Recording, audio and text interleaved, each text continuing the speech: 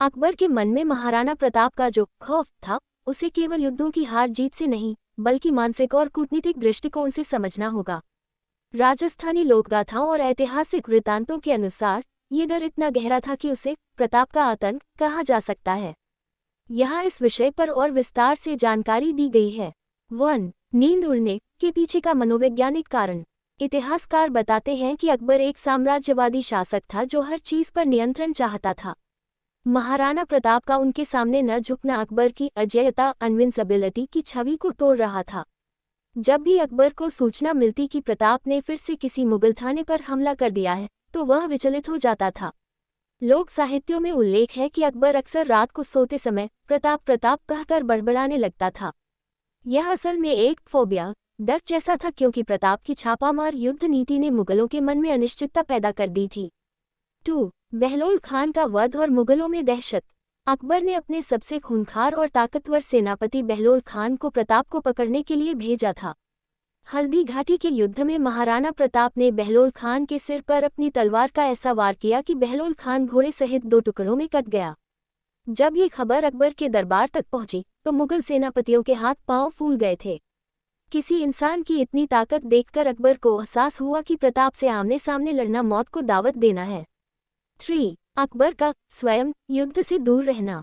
अकबर ने अपने जीवन में कई लड़ाइयां खुद लड़ी, लेकिन हल्दी घाटी के बाद वह कभी सीधे तौर पर प्रताप से लड़ने नहीं गया। उसने मान सिंह, शाहबाज खान और अब्दुल रहीम खान ए खाना जैसे बड़े सेनापतियों को भेजा, लेकिन खुद मेवाड़ की पहाड़ियों में कदम रखने से बचता रहा। यह उसकी सावधानी और कहीं न कहीं भीतर छिपे डर को दर्शाता था कि अगर वह प्रताप के सामने आ गया तो बचना मुश्किल होगा। 4. दिवेर का युद्ध 1582 अकबर की सबसे बड़ी हार।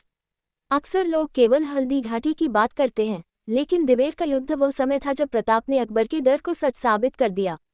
प्रताप ने मुगलों की चौकियों को तहस नहस कर दिया और मुगल सूबेदार सुल्तान खान को मार गिराया। इस युद्ध के बाद अकबर इतना हताश हो गया कि उसने अगले कई वर्षों तक मेवाड़ की ओर कोई बड़ा अभियान नहीं भेजा। 5. स्वाभिमान का आतंक। अकबर को डर था कि प्रताप की स्वतंत्रता की ज्वाला पूरे राजपूताना और भारत में फैल सकती है। अगर दूसरे राजा भी प्रताप से प्रेरित होकर मुगलों को कर टैक्स देना बंद कर देते, तो अकबर का साम्राज्य ढह जाता। इसलिए प्रताप केवल एक योद्धा नहीं, बल्कि अकबर के लिए एक राजनीतिक खतरा भी थे। 6. अकबर की आंखों में आंसू 1597। जब महाराणा प्रताप की मृत्यु हुई, तब अकबर लाहौर में था। खबर सुनते ही वह सन्न रह गया। उसके दरबार में सन्नाटा छा गया। अकबर ने उनकी मृत्यु पर खुशी नहीं मनाई, बल्कि वह भावुक हो गया। उसने स्वीकार किया कि प्रताप एक ऐसा राजा था जिसने अपनी पगड़ी कभी किसी को नहीं दी। निष्कर्ष: अकबर का डर कोई साधारण डर नहीं था, वह एक ऐसे शत्रु का खौफ था जिसका चरित्र हिमालय जैसा ऊंचा था। वह जानता था कि वह प्रताप की जमीन जीत सकता है, लेकिन प्रताप की आत्मा और उनके स्वाभिमान को कभी नहीं जीत पाएगा। क्या आप उस दिवेर के युद्ध की रणनीतियों के बारे में जानना चाहेंगे जिसने अकबर को मेवाड़ से पीछे हटने पर मजबूर कर दिया था?